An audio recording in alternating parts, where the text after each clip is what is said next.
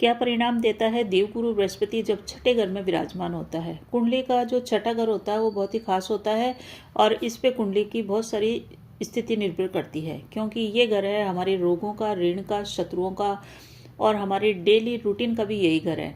तो जिसका भी छठा घर प्रभावित होता है उसका जीवन पॉजिटिव और नेगेटिव दोनों रूप में बहुत अधिक उसके ऊपर असर डालता है। अगर अच्छा है छठा घर तो जीवन आराम से बीतता है, क्योंकि रोज़ का जब जीवन अच्छा बीतता है तो रोज़ रोज़ होते होते पूरा ज़िंदगी अच्छी बीत जाती है।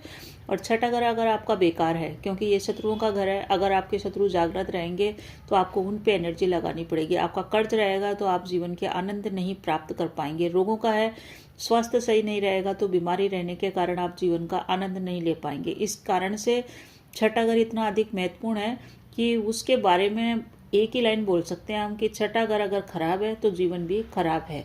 अब देवगुरु बृहस्पति की हम बात कर रहे हैं। वृश्चिक लग्न वालों के लिए देवगुरु बृहस्पति जो कि देवताओं के गुरु है, हमारे जीवन में शादी, विवाह, धन, संपत्ति, संतान और एजुकेशन के कारक है। ये जब ये छठे घर में विराजमान होते हैं तो क्या परिणाम देते हैं और कहाँ रखनी है सावधानी और क्या उपाय करके हम इसका उपाय करके इसको बेहतर तरीके से प्राप्त कर सकते हैं देवगुरु बृहस्पति की स्थिति को।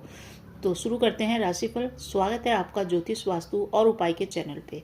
अगर आपको मेरा ये प्रयास अच्छा लगता है तो कमेंट में ओम नमो भगवते वासुदेवाय या अच्छा सा कमेंट अवश्य ही आप लिखिए।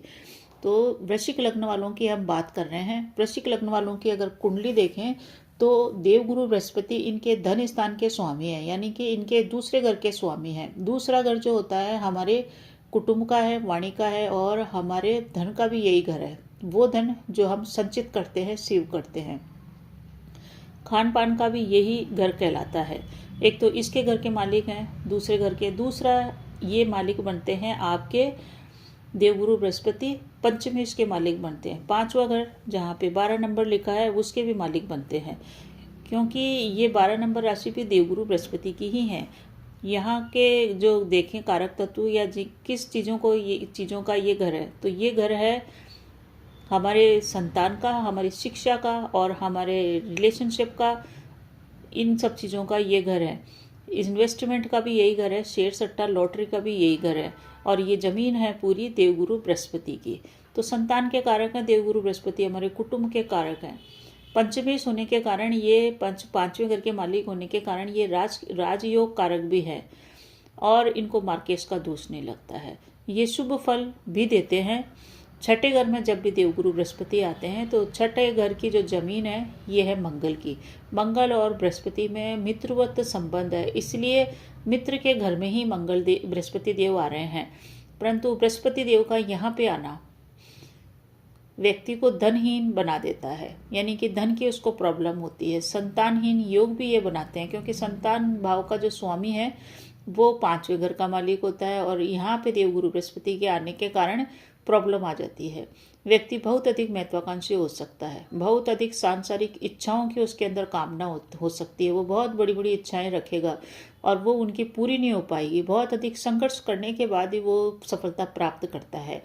ऊर्जा उसमें बहुत अधिक होती है, ऊर्जा के कारण वो लगा रहता है प्रयास के अंदर, परंतु पूरे जीवन भर उसमें एक ही चीज़ की चिंता लगी रहती है, संतान की चिंता लगी रहेगी और धन की चिंता लगी रहेगी, क्योंकि इन दो ग्रहों के ही मालिक बनते हैं, धन स्थान के और संतान भाव के। रिलेशनशिप में भी ये प्रॉब्लम देता है। छठा घर जो कि रोगों का, ऋणों का और शत्रुओं का घर है, यहाँ पे आने के कारण ये भी संभावना है कि इसके जो परिणाम जो एक आता है वो ये होता है कि ऐसे व्यक्ति का सोना, अगर उसका जैसे कोई लड़की है तो उसका कुछ ना कुछ सोने का आइटम गुम हो जाता है शादी के अंदर, और अगर शादी में अगर गुम हो जाता है तो ये इसकी पहचान है कि शादी के बाद उसको काफ़ी दरिद्रता का, गरीबी का या धन का अभाव देखना पड़ता है। और अगर सोना गुम नहीं होता है तो उसका भावी जीवन बहुत ही अमीरी में, खुशहाली में बीतता है।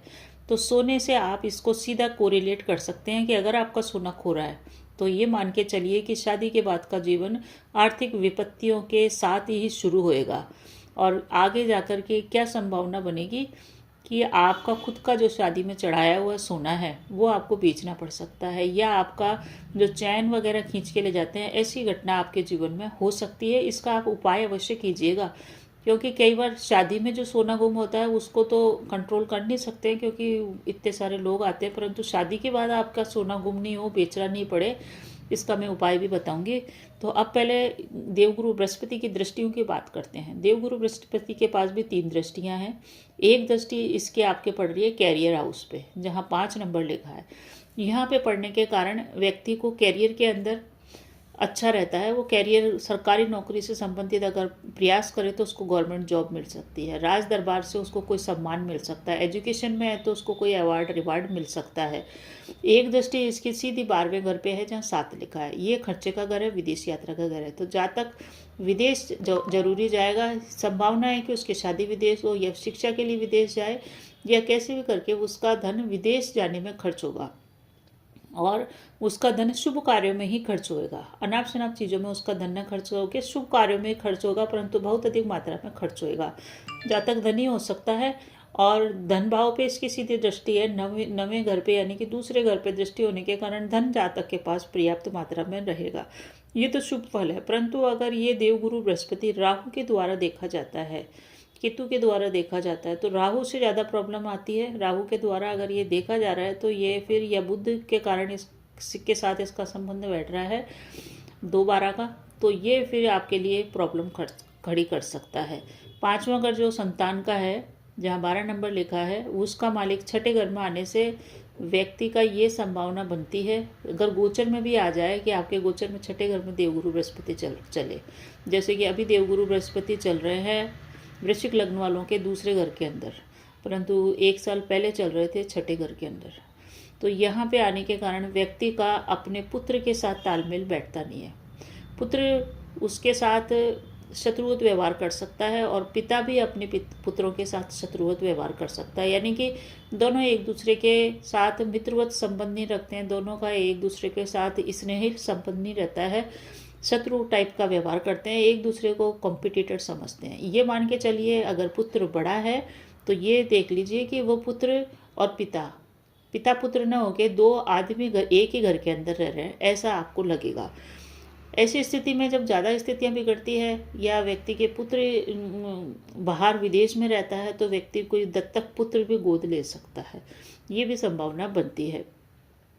बृहस्पति की अगर आपकी कोई बेकार ग्रह नहीं देख रहे हैं तो बृहस्पति की दशा के अंदर आपकी उन्नति हो सकती है, परंतु अगर राहु के द्वारा, बुध के द्वारा इसका संबंध बन रहा है तो व्यक्ति को काफ़ी संघर्षों के बाद ही सफलता मिलती है। अब एक चीज़ है कि 6ठे घर हमारे डेली रूटीन का भी है, तो व्यक्ति को क्या उपाय करना चाहिए। तो सबसे पहला तो उपाय यही है कि व्यक्ति अपने डेली रूटीन के अंदर गुरु के मंत्रों का जाप करें, विष्णु सहस्त्रनाम का जाप करें। दूसरा एक सबसे बढ़िया और उपाय है वो ये है कि रोज़ कुछ न कुछ आप रीडिंग से अपने आप को जोड़िए, किताब पढ़ने से जोड़िए। अगर आप किताब वगैरह पढ़ते रहते हैं, रीडिंग करते रहते हैं, तो भी आपका बढ़िया रहेगा। कोई भी आपको काम करना है, छोटा या बड़ा, रोज़ प्रातः उठते ही गुरुदेव को नमस्कार करें, गुरु का नमन करें। बड़ा कार्य करते हैं तो गुरु की आज्ञा लें, गुरु का नमन करें। इस प्रकार से देवगुरु बृहस्पति को याद करते रहने से आपके सभी जीवन के कार्य सुगमता से बनेंगे और आपको दिक्कत भी नहीं होगी।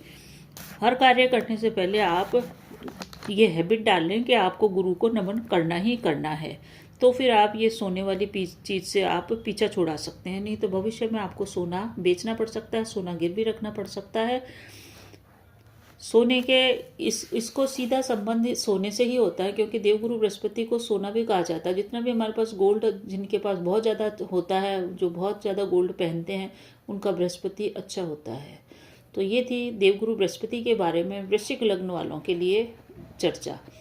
वृश्चिक लग्न वालों के देवगुरु बृहस्पति के साथ अब कौन कौन से ग्रह बैठे हुए हैं। 6ठे घर के अंदर देवगुरु बृहस्पति बैठे हैं। अब ग्रहों की दिशाओं की बात करें कि बृहस्पति के साथ अगर सूर्य बैठा हुआ है तो जातक को सरकारी नौकरी प्राप्त करने में दिक्कत होगी। बृहस्पति के साथ अगर चंद्रमा बैठा है तो ये मान के चलिए कि व्यक्ति की ये जो बृहस्पति और चंद्र की युति है, इससे व्यक्ति को धन प्राप्ति में बाधा आएगी और व्यक्ति को नुकसान होएगा। अगर मंगल भी बृहस्पति के साथ बैठा हुआ है तो वो परिश्रम बहुत करेगा, परंतु उसको परिश्रम का प्रयास करने के बाद कम ही उसको लाभ होएगा। बुध और बृहस्पति बैठे हुए हैं तो व्यक्ति धनी हो सकता है, परंतु अभिमानी भी वो होगा। विपरीत राजयोग भी बन जाता है इससे। बृहस्पति और शुक्र बैठा हुआ है तो विवाह में विलंब करेगा और दाम्पत्य सुख में उसको देरी लगेगी। प्राप्त होने में। शनि बैठा हुआ है तो पराक्रम का भंग होएगा, पीठ पीछे लोग उस जातक की निंदा करेंगे, बुराई करेंगे। बृहस्पति के साथ राहु बैठा है तो चंडाल योग बन जाएगा, धनहीन योग बनाएगा, संतानहीन योग बनाएगा, पुत्र प्राप्ति में उसकी दिक्कत होगी, पुत्र की उसको हमेशा चिंता बनी रहेगी। बृहस्पति के साथ केतु है तो शत्रुओं का नाश ये कर देगा। तो ये था बृहस्पति के बारे में विस्तृत विवरण वृश्चिक लग्न वालों के लिए। वीडियो अच्छा लगे तो कमेंट में जय श्री राम अवश्य लिखिए। ओम नमो भगवते वासुदेवाय।